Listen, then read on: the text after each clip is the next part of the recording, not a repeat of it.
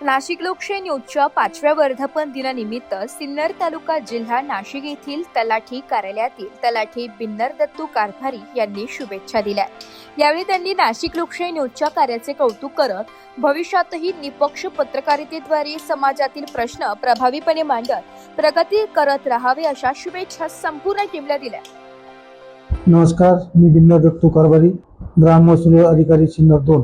आज उत्तर महाराष्ट्रातील एक अग्रगण्य वृत्तवाहिनी म्हणून नाशिक लोकशाही न्यूजकडे सगळे अतिशय आशावादी विचारांनी बघत आहे। त्यांच्या वृत्तवाहिनीला दिनांक 6/6/2026 रोजी 5 वर्षे पूर्ण होत आहे।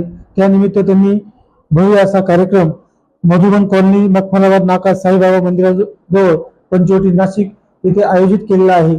तरी आपण सर्वांनी या कार्यक्रमाला उपस्थित राहावे व या कार्यक्रमाची शोभा वाढवावी आणि असंच या नाशिक लोकशाही न्यूज चॅनलने आपलं उत्तर महाराष्ट्रातील एक अग्रगण्य म्हणून नाव कायम कमावं अशी मी सर्वांच्या वतीने प्रार्थना करतो। धन्यवाद।